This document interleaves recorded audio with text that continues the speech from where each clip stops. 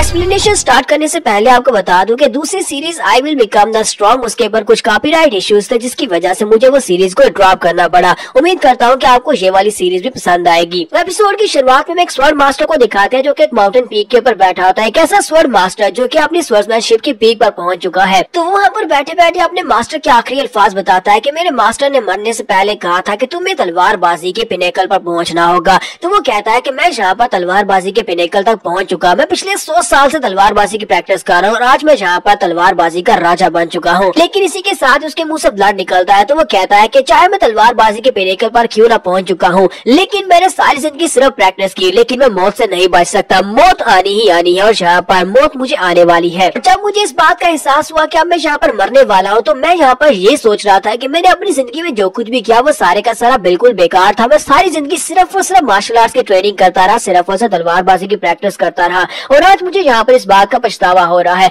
मैं सोच रहा हूँ काश मुझे यहाँ पर एक दूसरी जिंदगी मिली होती जिसमें मैं यहाँ पर एक ऑर्डिनरी लाइफ को जी पाता। और यहीं पर हमें इस सीरीज के हीरो जिसका नाम टैंग योनम्योंग होता है, उसे दिखाते हैं कि ग्राउंड के ऊपर पड़ा होता है और उसके मुंह से ब्लड बह रहा होता है। तो वो लड़का कहता है काश मैं यहाँ पर एक ऑर्डिनरी लाइफ जी पाता, यानी एक आम जिंदगी जी पाता। उसके सामने उसकी फैमिली का एक कजन होता है जो कि उसे पीट रहा होता है। तो वो उसे फिर से किक मारता है और उसे कहता है कमीने कहीं कि तुमने यहाँ पर क्या बकवास की, तुम यहाँ पर कह रहे हो कि तुम्हें एक आम जिंदगी चाहिए, तुम्हारी वजह से यहाँ पर हमारी जिंदगियां बर्बाद हो गई। क्या तुम्हें नहीं पता कि तुम किस माँ के बेटे हो? माँ की वजह से हमारा क्लैन जो है इतनी बुरी हालत में है, हमारी माँ की वजह से हमारा टैंक क्लैन की ये हालत हुई और ऊपर से तुम ये बकवास कर रहे हो कि तुम यहाँ पर एक आम जिंदगी जीना चाहते हो। और साथ ही वो उसे बहुत ही बुरी तरह से पीट रहा होता है। और यहीं पर हमारा यंग मास्टर टैंग योनम्योंग जो होता है हमें बताता है कि पहले यहाँ पर उनका टैंक क्लैन जो था वो किस तरह हुआ करता था। कुछ साल पहले तक उनका टैंक क्लैन जो था वो बहुत ज्यादा प्रेस्टिजियस हुआ करता था, लेकिन उसका क्लैन जो था वो इतनी बुरी तरह से फैलन कैसे हो गया, यानी कि उसके क्लैन में ये सब कुछ कैसे हुआ, क्लैन बर्बाद कैसे हो गया और इतना कमजोर कैसे हो गया। इसके साथ ही हमें दिखाते हैं कि म्यूरियम में एक नई पावर आई, एक नई पावर जिसको ऑर्डर ऑफ 9 सेक्टर्स कहा जाता था और उसमें एक बहुत ही पावरफुल बंदा था जिसको हीवंस ब्रिलियंस डीमन लॉर्ड कहा जाता था और उसका नाम योन जुंग युग था। तो हीवनली ब्रिलियंस डीमन एक बहुत ही जालिम इंसान था। जब वो किसी के सामने कोई प्रपोजल रखता और सामने वाला बंदा उसको मना कर देता तो वो उसकी पूरी फैमिली को बर्बाद कर देता। अगर उसे किसी फैमिली की कोई लड़की पसंद आ जाती और वो लड़की के सामने शादी का प्रस्ताव रखता, लेकिन वो लड़की जो नहीं मानती, शादी का प्रस्ताव यही था कि 1 नाइट स्टैंड वाला, तो वो लड़की नहीं मानती तो उसकी पूरे के पूरे क्लैन को बर्बाद कर दिया जाता। और यहाँ पर यही चलता रहा। उसने बहुत सारे क्लैंस को इसी तरह उजाड़ दिया क्योंकि उसे हर जगह पर से कोई ना कोई लड़की पसंद आ जाती थी। और उसके बाद टैंक क्लैन की बारी आई, उसे टैंक क्लैन में एक लड़की पसंद आ गई। तो टैंक फैमिली में उस वक्त एक बहुत ही खूबसूरत लड़की हुआ करती थी जिसका नाम पॉइजन फिनिक्स था, जिसे टैंक जीजे कहते हैं। टैंक जीजे जो है हमारे हीरो योनम्योंग की मदर भी है। अब उसे वो लड़की पसंद आ गई तो उसने यहाँ पर शादी का प्रस्ताव भेजा, लेकिन जे को वो बिल्कुल ही पसंद नहीं था। इसी वजह से उसने यहाँ पर हमारी फैमिली टैंक फैमिली को टारगेट किया। उसने टैंक फैमिली में आकर उधम मचा दिया और यहाँ के लोगों ने उनसे फायर की। पॉइजन फिनिक्स खुद भी काफी ज्यादा पावरफुल थी, उसने उसके साथ फायर की और हमारी टैंक फैमिली ने एंड किया। एंड के ऊपर आकर ब्रिलियंस डीमन को हरा दिया।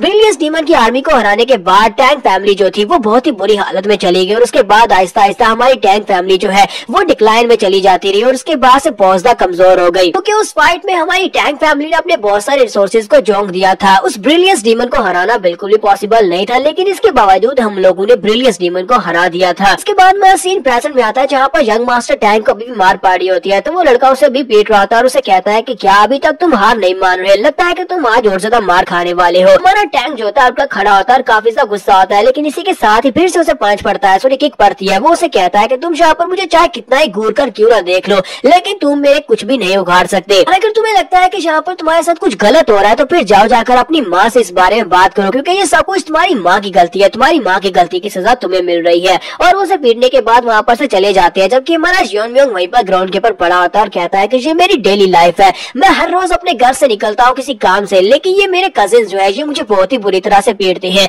और इन सभी लोगों का ये करना गलत भी नहीं है क्योंकि मेरी माँ की वजह से, मेरी माँ ब्रिलियंस डीमन को पसंद आ गई थी जिसकी वजह से हमारी फैमिली डिक्लाइन में चली गई और ये सभी लोग मेरी माँ का गुस्सा मेरे ऊपर उतारते हैं। मेरी माँ भी हमेशा अपने घर में बंद रहती है क्योंकि जब वो घर से बाहर निकलती है तो उसके बाद उसे भी लोग तंग करते हैं। तो हमारा योनम्योंग जब घर वापस आता है तो उसकी माँ देखने के बाद उसे कहती है तुम इतने लेट क्यों आए हो। फिर साथ ही वो हैरान होकर आगे बढ़ती है और कहती है तुम्हें क्या हुआ बेटा, तुम्हें क्या हुआ, चेहरे के ऊपर ये स्कार्फ क्यों है, लगता है कि तुम्हें किसी ने मारा है, बताओ मुझे तुम्हें किसने मारा है। तो वो हंसते हुए कहता है नहीं माँ ऐसा कुछ भी नहीं है, मैं तो बस आते हुए गिर गया था। और इसी के साथ ही उसके मुंह से ब्लड बहना शुरू हो जाता है। तो उसकी माँ भागती हुई आगे बढ़ती है और उसे कहते हैं कि तुम मुझसे झूठ बोल रहे हो, मुझे पता है कि लड़कों ने तुम्हें फिर से मारा है, बताओ किस लड़के ने तुम्हें मारा है, मैं जाकर उसे सबक सिखाऊंगी। तो वो कहता है नहीं नहीं माँ, ऐसा कुछ भी नहीं है, मैं तो आते हुए सीढ़ियों के ऊपर से नीचे गिर गया था, ये सारी चोटें वहीं से लगी हैं। तो उसकी माँ उसे कहती है मुझे पता तो है तुम झूठ बोल रहे हो, लेकिन फिर भी प्लीज अपने चेहरे का ध्यान रखा करो, तुम्हारा चेहरा इतना खूबसूरत है, इसके ऊपर कोई दाग न लग जाए। तो वो उसे कहता है कि ठीक है मॉम, मैं आगे से बहुत ज्यादा ध्यान रखूंगा। और उसे कहता है कि मॉम परेशान होने की जरूरत नहीं है, मेरे लिए ज्यादा परेशान ना हुआ करो। और साथ ही उसके हाथ को झड़कता है और अंदर की तरफ चला जाता है। तो मॉम उसे कहते हैं कि बेटा क्या तुमने खाना खा लिया? अच्छा ठीक है, मेरे साथ आओ, हम लोग बैठ कर खाना खाते हैं। तो वो कहता है नहीं मॉम, मुझे बिल्कुल ही भूख नहीं है,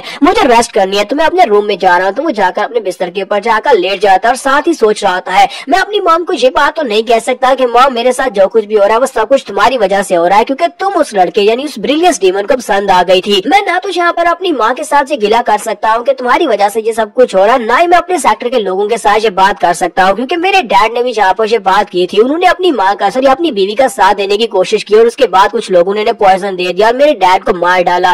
काश मेरे डैड यहाँ पर जिंदा होते तो हो सकता था मेरे हालात अलग होते। काश मैं यहाँ पर इस हालत में नहीं होता अगर मेरे डैड मेरे साथ होते, और फिर मेरी भी वही हालत होगी अगर मैं यहाँ पर अपनी मॉम का साथ देने के लिए उनके लिए आवाज बनूंगा। नेक्स्ट सीन में फिर से सुबह का दिखाया जाता है। सुबह होती है और हमारा टैंक जियोन म्योंग जो होता है बाहर जाता है। बाहर जाने के बाद उसके कजन उसे फिर से पीटना शुरू कर देते हैं। वो उसे बुरी तरह से पीटते हैं और उसे कहते हैं लड़के तुम हमेशा यहाँ पर बाहर क्यों चले आते हो जबकि तुम्हें पता है कि बाहर आने के बाद तुम्हें मार पड़ेगी। वो उसे बाल से पकड़ता है और उसे कहता है कि अपना ड्रामा बंद करो, चलो जल्दी से अब यहाँ पर हमारे सामने भीख मांगना शुरू करो, क्योंकि अभी तो यहाँ पर शुरुआत हुई है, आज हम लोग तुम्हें कल से भी ज्यादा बुरी तरह से पीटने वाले। और फिर साथ ही वो उसे एक जबरदस्त पंच मारता है। तो वो उसे पंच मारता है, तुम्हारा टैंक ग्राउंड के ऊपर गिर जाता है। और साथ ही साथ वो ये सोच रहा होता है मुझे यहाँ पर और कितना ज्यादा बर्दाश्त करना पड़ेगा, मुझे और कितना ज्यादा इसी तरह की जिंदगी को गुजारना पड़ेगा, मैं इस जिंदगी से बहुत ज्यादा तंग आ चुका हूँ। इसी के साथ ही वो लड़कों को पीछे से आवाज आती है, कोई उनसे कहता है जरा रुको। तो ये सभी लोग रुक जाते हैं और पीछे देखते हैं कौन है। उनके पीछे एक और लड़का आता है जो भी टैंक फैमिली का एक डिसाइपल होता है। तो उसके हाथ में कुछ नीडल्स होती है। तो वो उनसे कहता है कि तुम सभी लोग अब बस भी करो, मुझे लगता है कि अब यहाँ पर मेरी बारी है, मैं जियोन म्योंग के साथ कुछ और खेलना चाहता हूँ,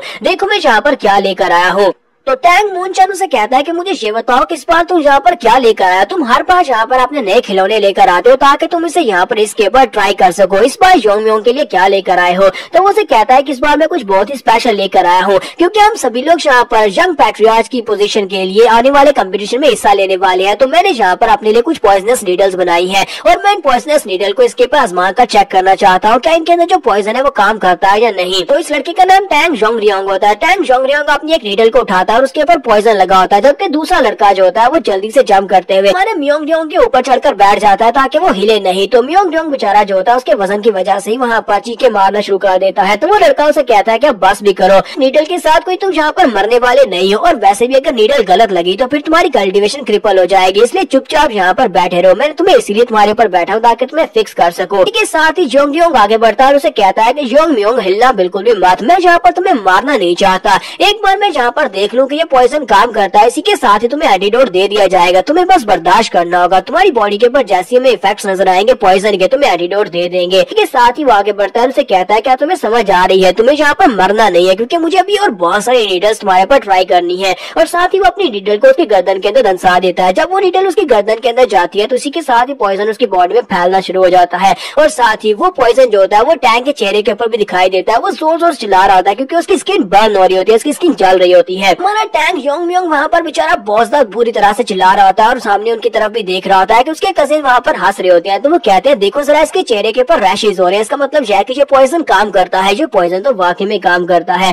टैंक जियोन म्योंग कहता है कि मैं कितनी देर तक इस तरह इंड्योर करूंगा, मुझे और ज्यादा इंड्योर नहीं करना, मुझे यहाँ पर मरना है, मुझे मरना है। और वो लोग उसे वहीं पर छोड़कर फिर चले जाते हैं। तो बारिश हो रही होती है और हमारा जियोन म्योंग वहीं पर ग्राउंड के ऊपर पड़ा होता है। तो वो बेचारा बेहोश हालत में होता है क्योंकि उसके बॉडी के अंदर अभी पॉइजन के इफेक्ट्स होते हैं। तो वो कहता है कि मैं यहाँ पर अपनी आंखें बंद कर लेता हूँ, अगर मैं अपनी आंखें बंद कर लूंगा तो फिर सब कुछ खत्म हो जाएगा, क्योंकि ये बहुत ज्यादा आसान हो जाएगा, मुझे रोजाना के इस दर्द को बर्दाश्त नहीं करना पड़ेगा। फिर साथ उसे अपनी मॉम का ख्याल आता है और कहता है नहीं, अगर मैं अपनी आंखें बंद कर लूंगा तो फिर मेरी मॉम का ख्याल कौन रखेगा, मेरी मॉम उनको कौन प्रोटेक्ट करेगा, मुझे अपनी मॉम के लिए स्ट्रॉन्ग बनना है। सारी की सारी मेरी गलती है क्योंकि मैं बहुत ज्यादा कमजोर पैदा हुआ था और उसके बाद मैं स्ट्रॉन्ग भी नहीं बन पा रहा। अगर मैं स्ट्रॉन्ग होता तो मैं सभी के सामने खड़ा हो पाता, स्ट्रॉन्ग होता तो मैं सभी लोगों से पूछ पाता था कि मेरी मॉम की क्या गलती थी। बस यहाँ पर अपने आप को स्ट्रॉन्ग बनाना चाहता हूँ, मैं अपने आप को स्ट्रॉन्ग बनाना चाहता हूँ ताकि मैं अपनी मॉम को प्रोटेक्ट कर सकूँ। मुझे बस इतना ज्यादा स्ट्रॉन्ग बनना है कि मैं इतना स्ट्रॉन्ग हूँ, कोई भी हमें डिस्टर्ब ना करे और मैं अपनी मॉम के साथ यहाँ पर एक नॉर्मल जिंदगी गुजार सकूँ। जैसे वो यहाँ पर ये चिल्लाकर कहता है, इसी के साथ ही उसके सामने वहाँ पर नड्डी से बनी हुई एक तलवार शेप लेती है।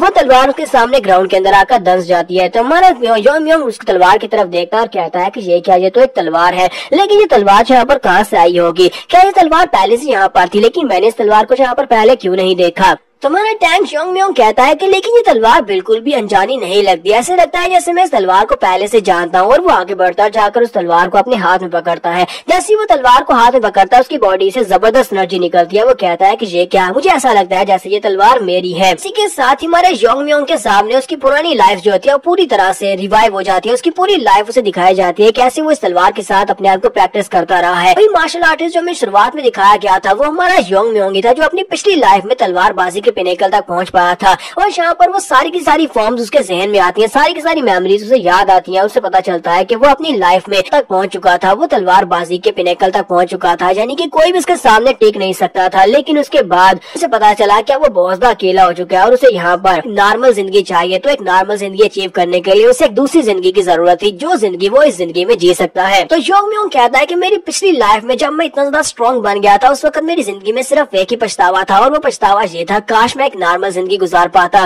काश मैं यहाँ पर मुझे एक और जिंदगी मिलती और उस जिंदगी में मैं अपने आप को नॉर्मल जिंदगी में अपने आप को ढाल पाता और यहाँ पर सिर्फ और सिर्फ तलवारबाजी के साथ ऑब्सेस नहीं रहता। इसी के साथ ही हमारा योंग और उसके साथ वो मास्टर दोनों एक हो जाते हैं। वो दोनों वहाँ पर एक ही तलवार के साथ खड़े होते हैं। हमारा योंग भी कहता है कि मुझे एक नॉर्मल जिंदगी गुजारनी है। अपनी तलवार को उठाने के बाद टैंग योंग कहता है कि मुझे याद है कि अपनी पिछली लाइफ में एक बहुत ही महान स्वर्ड्स मास्टर था, और इस लाइफ में मुझे लगता है कि मेरा वही सपना है जो पिछली लाइफ में अधूरा रह गया था। तो मुझे अपने उस सपने को दोबारा से पूरा करना होगा और मैं उसको जरूर पूरा करूंगा। मैं इस लाइफ में पावर तो हासिल करूंगा, लेकिन उसके साथ साथ एक सुकून भरी एक ऑर्डिनरी जिंदगी भी जरूर गुजारूंगा। और यहाँ पर हम लोग अपनी एपिसोड 01 का एंड करेंगे। एपिसोड की एक्सप्लेनेशन अच्छी लगी हो तो कमेंट करके जरूर बताइएगा। चैनल को सब्सक्राइब कर दे, वीडियो को लाइक और शेयर कर दे। शुक्रिया।